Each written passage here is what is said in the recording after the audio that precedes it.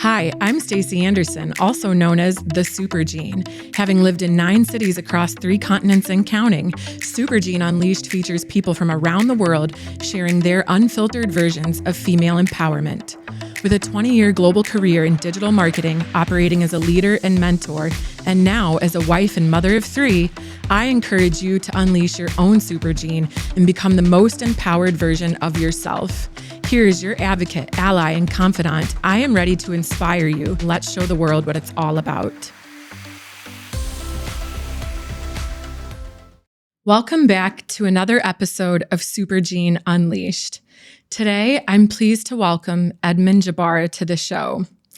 Ed is a close friend of mine who I met in Dubai shortly after moving there while working at an advertising agency. I heard an American accent and I immediately knew that I needed to speak to him. Now, you might be wondering, why on earth has Stacy brought a man onto a show about female empowerment? Well, actually, I believe that men can be our greatest allies, but they can also be our greatest threat. So when you meet a man who is really somebody who embraces women and really understands women, I think it's important that you embrace them back. Ed is one of those men, and today we will be facing the harsh reality of male-female relationships and why the dating world has become so difficult for powerful women to navigate. We're going to be getting a sneak peek behind your brain, Ed. Ed has been in the dating scene around the world in Dubai, New York, Atlanta, Berlin, maybe even some other cities in between. Yeah. And now I want to turn it over to Ed. Welcome to the show. And if you can please tell us a little bit about yourself and where you're from. Stacy, so good to see you. Thanks. There's a few other places. Maybe we'll get there. I was born in the U.S. I was raised kind of outside of D.C. I went to Lebanon for high school, came back to the States for college, graduated, moved out to Dubai, where we met, where I did about an 8.5-year stint. Back to the U.S. in 2017, spent some time in Europe, and now I moved back about a week ago. So I've kind of been going back and forth. And that's kind of given me a bit of a perspective in terms of dating, right? So all of my social circles have been mixed throughout different stages of my life, all over the world, basically. And I try to do my best to listen to people and really put myself in their shoes from a work perspective, like, media, advertising, a little bit of marketing here and there. So my work has also put me in all these social situations as well. So I think I've got a pretty decent, I think my perspective is fairly,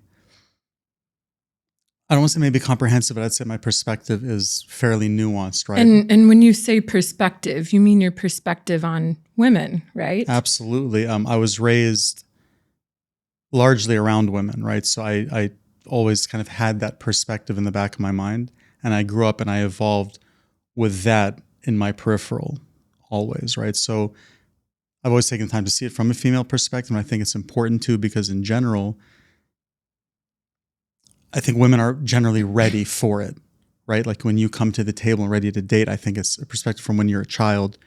You're looking for that kind of person. For men, it's like, all right, well, now I'm out of that stage and now let's settle. So you believe that in your experience when you've met women, you feel that by and large, women are ready for a more serious relationship. Absolutely. I mean, when a woman's ready to settle down, she's kind of waiting for boys to turn into men. But there's certainly a fair share of women who also like to have fun, right?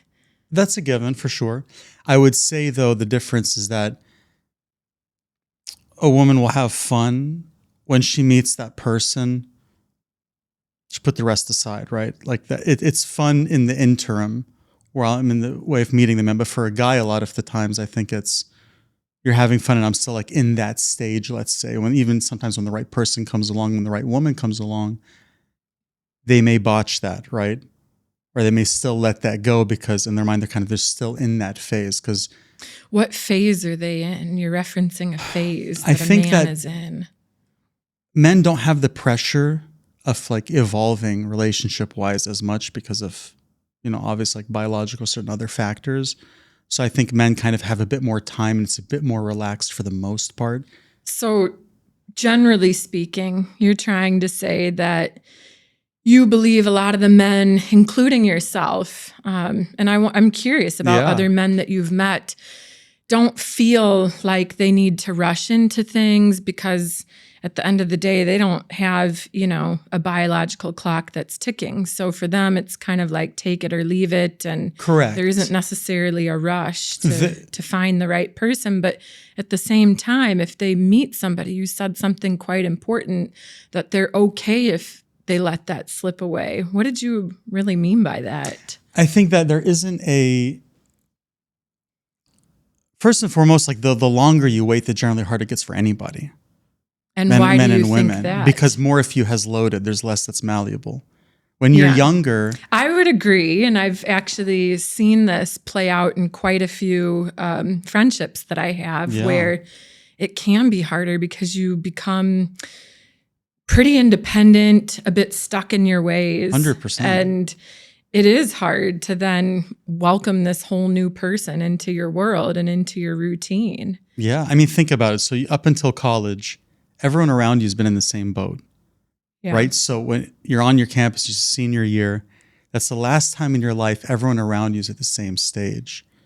You graduate at that, now you suddenly veer off different paths. And the problem is that we always have this, the grass is greener on the other side type thing. And life is always going to be about sacrifice. Like delayed gratification is the secret to all of it, right? So for men, you're young, you're out and about. How do you have the discipline to take a step back and try to meet that person, even when you don't think you necessarily want to? Because when you're younger, you're open to change.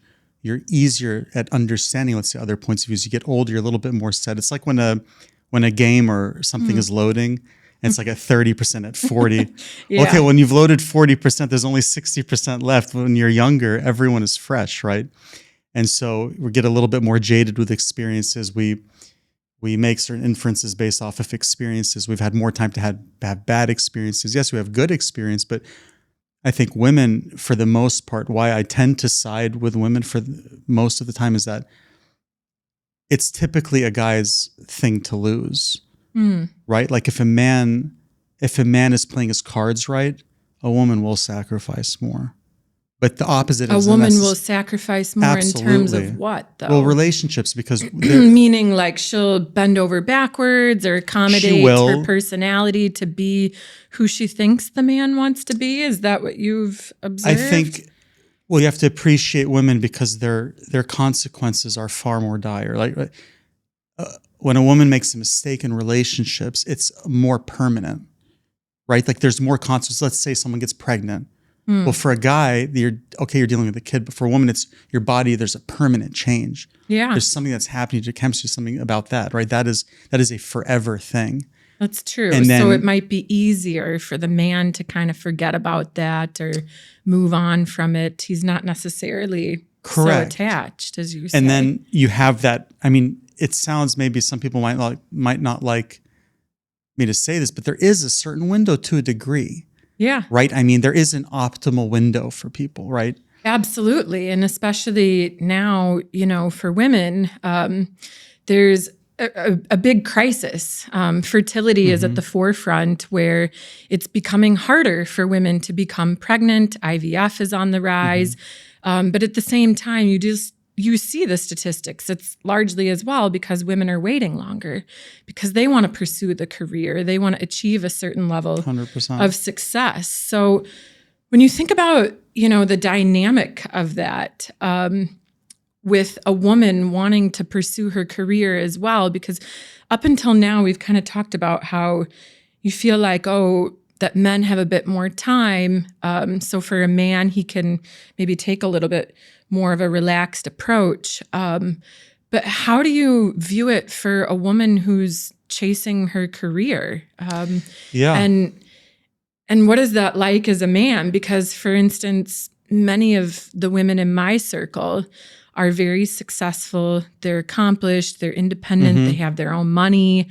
They have, very nice Men things. don't appreciate that enough. Yeah. And the thing is actually many of the men that they're meeting are afraid once they meet them, once they step into their home and maybe see some designer or luxury furniture, they ghost them. Because it messes with the male-female dynamic. So to a man, first of all, just real quick, I don't think men need to understand that when a woman goes to work and she succeeds in a corporate environment, she has to take on a lot of masculine traits. That's and men true. don't appreciate the fact that a woman has to juggle being who she is, who she wants to be, and succeeding at work. For a man, you're you. But do you think men see that side of women in the workplace as a competitive threat? Absolutely, and it depends on your region. Because you say they don't appreciate it, but at They the don't same appreciate- time, maybe there's a part that sees it as a competitive threat. So they kind of naturally want to wall up or distance themselves because they don't want to compete against a woman. So you have that element in your personal life and at work. And at work, it's the fear of, she's going to outshine me, let's say. Right. And in your personal life, it's the fear of, can I provide for her that thing? Because the male-female dynamic in general is a man provides, right? Like that's the foundation to a degree, well, it's regardless kind of how that manifests. Rooted. It's exactly. a bit in our DNA. Exactly. It's how ancestrally we were raised, right? And the men were the hunters and the women were, back at the campfire, keeping things tidy. So when a woman raises that lifestyle bar through her own success, for a man, it's like a shouting match. You shout, I have to be louder. So now I have to provide above that, or else there's a lack of, let's say, masculinity in that. But that's a false narrative because that's usually rooted in a man's insecurity. Because a good woman, that's not going to be what's going to matter to her. A woman wants to see a man who works hard. If you lack the drive, that lacks masculinity, right? That's very true. Because a woman doesn't want to come home and be the guy too. That's why, like, if a guy asks a girl out, I'm wondering if sometime maybe you want to already know. There's this place. Meaning already know that a woman isn't going to buy into a man who's a bit fickle like that? Kind of. It's like if we A/B test two approaches, right? So if the first approach is like waffling about asking him out, being a little, shaky. And then the second approach is, there's this place I really want to go, this place at 7 p.m. Friday, this is a dress code. That's like a woman's dream because you don't always want to make decisions. You want a man so true. I have my husband. Yeah. I call him the plan man. Yeah. And I love it. He's a hard worker, which is extremely attractive to me. We're very much equals. But I do feel what you're saying. I completely empathize that when I go to work and I'm, in all of these meetings and having to take decisions, when I get home, I want the pressure taken off. I don't really want to make too many decisions. Yeah. So I really do appreciate when, my husband steps up to the plate and says, exactly, this is the plan, this is what to wear. So I definitely can see that playing out. But have you ever felt insecure For sure. in a relationship with a woman who is dominant and independent and successful? I think and if you have, and you've kind of overcome that, I'm curious to know, how have you come to this place where you seem really balanced and pragmatic in your mental approach? Yeah. So how did you? Well, insecurity is an there? internal thing, right? So external factors will reveal it. It'll shine a light on it. So it has to do with myself more than anything, right? So if I've ever been insecure, it's usually been due to a stage that I'm in life. You only reveal what I'm feeling about myself. We view the world through the lens of our own personal experiences and insecurities. So when I see you successful, I can only see that as a threat if I am unhappy about or unsure about myself. So it's about being cognizant of that and being aware and being hyper aware of where everything's originating from. And then I'm like, stop being a little bitch about it. She loves you, dude. You say that to yourself? Oh, of course. Yeah. Yeah. I talk to myself all day. I have moments of self-doubt. Oh, yeah. I talk to myself about these because things you all the come time. across very cool, confident, assured in what you want. Do you know what you want, by the way? Do you know what you want within a woman? Yeah, for yeah? sure. What do you want? I mean, I say you have the generic things that everyone wants, your warmth, your commitment, and so forth. But it's really, you have to want, it's the same for everyone. You have to want someone who sees you as the light even when you're at your worst. Because what is a relationship? It's looking at someone saying, hey, we're going to get through this crazy fucking thing called life together. And anyone can be there when times are good, right? Like you need to be with someone who makes you feel good when times are bad, and they give you that. That's what it's about. No one gets credit for when times are good. Anyone can be there. That's what you want to find and you want to look at someone and say, if I'm at my most vulnerable, I can trust you. And I don't have to always explain myself, because when you're with someone where you always feel that you have to pitch your thoughts in a certain light, that's the wrong person. That's completely true. And when I reflect back on my own dating diaries, my God, thank goodness that many of those didn't work out. But I did find myself in situations where I was second guessing what I would say. I mean, even at some points, I was literally driving my friends batshit crazy with screenshot after screenshot saying, oh, should I send this or should I send that? Should I use a period or an exclamation point? Emoji? No emoji. What about, tweaking it this way, that way? And it was like, looking back, I'm honestly sat here laughing at myself, because now that I have met the right person, I can genuinely see how none of that matters. And as you say, it's about finding somebody who, enables you to be authentically you 100%. and isn't going to judge that and fully embrace all the bits of you, the good, the bad, the ugly. And 100%. And like on that point, it's important to know these little things don't matter when it's the right person. So like, did I put 2 dots at the end of the sentence? Is that passive aggressive? 2 exclamation points is child's. None of these things matter when it's the right person. Yeah. They're all irrelevant. And plus a lot of people gaslight. Like I and guys might get mad at me for saying this, but say it. That's what this podcast but it's is all total, about. Like people find reasons and like guys to get out of something. Okay. When they already kind of made that call. So like they'll use, and I mean women do it too, but you'll use something that someone did as a reason when it was irrelevant how they did it. You just wanted to find a way out. So, how you said this thing in this message, or I didn't appreciate, or you blew up my phone. All right, well, they blew up your phone because you're giving them a reason to, and they're insecure. Now you're using that as a scapegoat to get out of it, like F off. But you know what's sad about that is that on the receiver's side, or the person who blew up the other person's phone, could take that as, oh man, I regret that I did that. And that's what's annoying when the gaslighting happens, or when a man chooses to use a situation as the scapegoat. And it's getting worse now, because what's happening is the media world manufactures disagreement by finding people on the complete opposite sides to talk. So like when you have younger kids watching all these shows, they're watching men rehash the same BS 7 to 10 talking points from Kevin Samuels and Andrew Tate. And then like the number one piece of evidence how you know a guy has no idea what he's saying. So women account for 70% of, they initiate 70% of divorce. They love to say this. Well, you don't want to look into it. Why?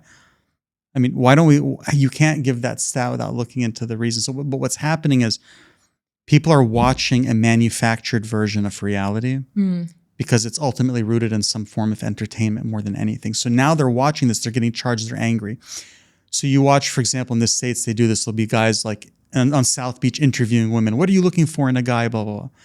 They'll show you they'll show you the clip of the, severely overweight woman being like, I want a guy who makes $400 a year, which is fine. You can. $400K a year. Yeah, $400K. Like, yeah. And then all the guys in the comments, oh, this is BS. She expects this and that. And then, but they cut out the 49 other women who were like, yeah, I just want like a guy who's willing to like work on himself and like not cheat, because that's not fun. That doesn't make the news. And again, the overweight thing, just to be clear, it's not it's just, that's like a topic in the States now. Yeah. Where it's like, oh, like woman can do no wrong and this, that. And I'm like, well, you're complaining you want an old school woman. Well, you had that in the 50s and 60s and you slapped her because your coffee wasn't like perfect. Like, look at I Love Lucy. Oh, honey. Like, it's like about to backhand her. Like, you had that. So now women have the cards because the technology has provided unlimited access for everyone. Yeah. And now women like, yo, no, I'm not going to settle for that. And God's like, oh, blah, blah. Bro, you had it. Yeah. Women are born ready for it. The woman isn't going to let go of a good guy, right? She can. She has bad influence around her. If she's modeling her life after the music industry, after other things, your OnlyFans or whatever, all that stuff, fine. But for the most part, you go to a strip club and that's a woman that would love to have a good man, and she'll probably go be a mom tomorrow and drop all that shit. But what's interesting about all this is that at the end of the day, although you talk about there are many men out there that are interested in finding a wholesome woman or a career-driven woman, a confident woman. And then likewise, there are many women out there who are looking for a quality man. But what's ironic is that when I meet both of these types of men and women, they actually say that they feel these people don't even exist. So why aren't these people meeting each other? And what do you think about, the whole dating app culture and how this has really changed the dynamic of men and women, and how do you, how do women, or how should people try to meet each other in these days? Yeah. I mean, the apps through evolution, like the apps completely took like evolution and change. I mean, it's borderline changed it. Like it's serotonin. It's a casino for your serotonin now, these apps, right? And so now the apps put a magnifying glass to bad habits and good habits. If you're a good person who's secure in yourself and you want to find the right person, all the apps did is give you like reach in the palm of your hand. But if you don't have the right habits and you're not disciplined, you're going off the complete other end. And now you're being a hoe in 4K, like men and women. Right? And that doesn't help anybody. Sleeping around is not good for anyone. It makes it impossible to settle down for dudes because you just want more. And then you reach a point as a guy where they want more because you're saying it's the whole serotonin thing, right? Yeah, it's gambling. It's like addictive. It's below the belt gambling. Below the belt gambling. Exactly, I like that term. Yeah, it's exactly what it is, because the more you get, the more you want. The more you want, the more you go after. The more you go after, the more you get. The more you get, the more you need. It's this vicious circle. And you think that's why many men are basically not settling down. That's a huge part of it. And then the other part is we model what we want after entertainment. Like people show you who they are. You either choose to see it or you don't. And if you want to see the differences between a man and a woman, we don't need in-depth studies. Just use your eyes. Look at a man, look at a woman. Everything is in the visual. But the problem is that guys want a girl who's a baddie. All right, well, your tits are popping out of your turtleneck. Like, fine, that's cool. Again, not judging that, but like understand what comes with that.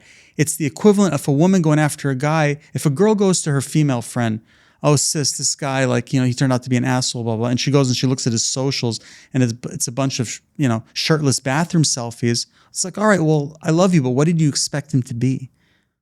Well, the female version of that is ultra provocative. Now, the problem is the people that are going to hate what I'm saying, it's not because they're going to hate what I'm saying. It's because they're going to hate what I think I'm saying, what it's associated with. And then what it's associated with is at the mercy of the media that you consume. Because at its core, I'm not saying anything that anyone would disagree with. Put your best foot forward. Yeah. The cover of your book matters. The idea that don't judge a book by its cover. Don't judge another person's book by its cover. Fine. Give people the benefit of that. But judge bias. your own. Everybody has an unconscious bias. You have to. And it's how we survive. You go see a bear. You're not going to go hug a bear. What if he's a nice bear? He just wants some belly scratches. No. You're judging a book by its cover. He's going to maul your ass. You're going to wake up in the afterlife. Right? So we model what we want to women like, I want a high value man. Okay, well, but you want a guy in the industry. But most guys, they're going to be a doctor, a lawyer, a consultant, blah, blah. He's going to want something low key. The reason I seem like I'm hating on men is because men steer that ship.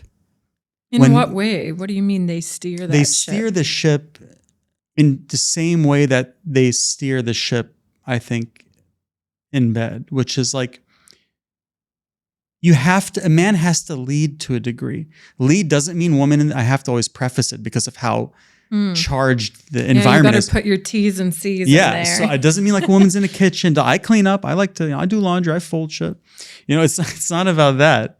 It's about the dynamic. Again, just look at a man and a woman. Who do you think would lead?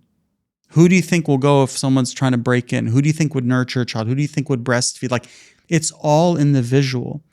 But the logic and common sense is now a touchy subject due to what we've done to the subject. Due to society, culture, because we make media. money off of manufacturing disagreement. So now it's a touchy, fiery subject when really it's just pure logic and common sense. But the reason I feel like it always seems like I'm hating on men is because every woman I've known, whether I was dating in Texas, Atlanta, New York, I was going on a date in Berlin, London, Paris, Saudi. Okay. Oh yeah, I met someone on the plane in Saudi. I got in trouble. Is what oh boy, maybe we'll save that story for another time. Oh yeah, maybe that's not. But like every woman says the same thing, which is he wanted me to like work, and I'm gonna come home, and suddenly now I need to be a porn star, and I'm gonna cook this. Like women make more of an effort because men also hide behind the scapegoat if I work. But when a guy works, you're leaving the house. Yeah. You're going to a job. A career is 1,000 times easier than raising a kid. Now you have comedians who'd be like, oh, well, like how hard is it to do something you can do in sweatpants at home? It's 10 times harder. And because you're leaving the house as a guy. You're going. Well, it's also as a woman, and I can say this as a mother now, when you are a mother, you have to sacrifice a bit of yourself. Frankly, for me, it was such a difficult transformation going from not being a mother to becoming a mother, especially at an older age and especially as a career woman, because the only life that I knew basically my whole 20s and 30s was being independent, career driven. And then all of a sudden I had a baby that needed me. And it was extremely difficult because I couldn't just do what I wanted in the moment. And so you're right in the sense that when a man leaves the home and goes to his workplace or whatever, doing his career, in a sense, he's constantly having access to fulfilling his inner desires, achieving the goals he wants to achieve. Whereas when a woman is maybe a stay-at-home mom or, taking care of the kids, she kind of has to put aside her own self-desires. And I think that maybe 100%. Men don't realize that key point of difference. It's not about the, work or how hard it is. It's about that, separation of putting yourself at the forefront. And it's kind of funny. Well, not kind of funny. It's actually quite sad when you say that some men talk about wanting, a successful woman, but then when they get the successful woman, they wish that she was, cooking him dinner at home and these kind of things. And I actually have some friends who are currently in this kind of a situation, and it's really crazy to watch. So what would you give as a piece of advice to women who are navigating this big old minefield? Yeah. Because as you know, the majority of our listeners are women. And so I really want to know, give us, what should we be doing? How should we be navigating this field? How do we quickly disseminate who's good, who's not good? So that's I'm about to address that real quick on the previous thing is one of the reasons women, I think, sacrifice more when it comes to when you're having a child and you're suddenly rearranging your life. When men have a family, they're giving up their adolescence. Yeah. When they're not giving up their career. When women have a family, they're giving up a career and they're giving up their adolescence and. A man, all he's really giving up is the ability to sleep with other people. But you're going to your job. If anything, it's just going to push you to work harder. Yeah. So there are more areas of your life that you're giving up as well. You're giving up your body. It's not going to be the same. Yeah. And society from when you're a child is like image. The cover of your book is like so much more important as a woman, right? It's look at the magazines, like look at the stick figure thing of the 90s. Thankfully, now we have a bit more of the love yourself movement, and it's okay to not be two-dimensional anymore. You're not either like you're not either obese or like disappear at a certain angle. Yeah, exactly. Yeah. You know what I mean? The thigh gap doesn't have to be 3 feet. You know, you don't have to look like a pitchfork. But my advice to women, honestly, too, is I hate to say it, but just don't put up with just don't put up with it. Understand, like everyone has to understand that they can be difficult. It's not a male-female thing. You have to be honest with yourself, period. You have to look in the mirror and be able to assess yourself in the third person. Can you step outside of you and assess yourself? So know who you are. Know that not just because I'm a woman, I can have whatever. Like, no, like understand, like we have to be realistic. Well, and also realistic about what you bring to the table. So that's exactly it. That's you not stepping having out of you. Unrealistic view of, maybe attracting much higher than what you can give. That's exactly the stepping outside of you and really assessing yourself. Like that's one of the markers of maturity. Can you view yourself in the third person and assess yourself like you were assessing a stranger? That's one of the hardest things in the world. That's personal growth. It's so hard. It's especially hard, like as a woman, oftentimes in relationships, it's again down to our hard wiring. The, actual chemical makeup in our body sometimes clouds our judgment. Yeah. So it can be very difficult to strip away the love blinders and actually see that there's no love at all. Yeah. And don't feel, if a guy, and this goes both ways, but I think more so for women, if a guy blows something up over something that seems like a detail, then he was just finding a reason. Yeah. Oh, well, you messaged a little too much, or this, or I felt you were being, this is all BS. If you want someone, you want them. True. If a man wants to be with a woman, he will text her. He will reach out. He will make a plan. Correct? I have time, like I'm guilty of time blindness. Like in dating, I'll go 6 hours. But that's like genuine. 6 hours. That's like not responding. Okay. But like that's a genuine, like, and I'll bring that up. Well, 6 hours is nothing. I know people where it's been a week or a couple of days. All that is bullshit. There's no such thing as, all that is BS. Yeah, that doesn't exist. There's no such thing as not having time. Yeah, it takes literally half a second. And like guys too, I don't feel bad either because like women, my mom told me, we were talking about some, my mom and I, and she says, like men are stupid. Women are a lot easier than you think. Make her feel like the only person in the world and never stop dating your woman. I tell guys this all the time, like, and women will appreciate this. You never stop dating your woman. Yeah. Men take it for granted. They said, no, plan the little things that are like lame and cheesy that you think are not lame and cheesy. The little note, we love it. The little note that you write, it's free. Literally leave a sticker on my water bottle. And all the guys that will be like, well, that didn't work with this. That just means it's all the wrong person anyways. Like when you do the fundamentals and they backfire, it just means it was the wrong person. It doesn't mean that suddenly now the fundamentals need to be rearranged. Everyone's the same. Like every person on the planet has the same pillars of success: family, balance, health, whatever, all that stuff.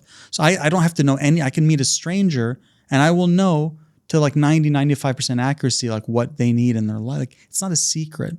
Yeah. So when when someone is gaslighting you due to like fundamental, this is all just a way to get out of it. Oh, for sure. 100%. I, really hate to cut things short, but I actually have one last question on all of this. What would you say to the woman? Because also I've seen a lot of women who think they can change a man, who thinks that, because they're such a great woman, again, this is coming from a confident woman, that maybe I can be the one to change the man. Is that possible? No. People don't even change for themselves when they know they have to. People have bad habits they don't change. You're going to come and change it. No one changes. If they're not who you are when they met them, you can have little changes. Yeah. But the fundamentals can't change. And the fundamentals won't change. And they won't ultimately, change. That's what I've discovered. And you probably wouldn't want that anyways, because at some point, why would you want to be with someone who has to be someone else? Exactly. For you to, and just don't. Just everyone knows in their heart of hearts what's true. You know that if it's a fundamental difference, cut it short. You're eating into your time and out there in the dating pool. Just don't lie to yourself. Everyone knows the truth if you look in the mirror. And don't let someone gaslight you when it's something that you know deep down is reasonable. I think that's all absolutely amazing advice. I mean, I think you and I could carry on for hours. We totally and could, yeah. We will definitely need another episode to talk and to continue. I really thank you so much for tuning into the show today. Yeah. And Ed, what a remarkable conversation. And really thank you for giving all of the listeners a full backstage pass to what really goes on in a man's mind. Thank you, Stace. You have an incredible perspective. And I think that if people just take a second, they listen to what you're saying, I think it's undoubtedly objectively beneficial to anyone. Oh, well, thank you so much. Yeah, I'm excited really to see where this goes. I have no doubt. Me too. Thank you so much, Ed. Thanks, Stace. Thank you so much for tuning in today, and I hope you feel empowered from the episode. You can connect with me at supergeneunleashed.com and on Instagram at supergeneunleashed. Please share your thoughts, and I look forward to connecting with you. And until next time, keep on shining and showing the world your super gene.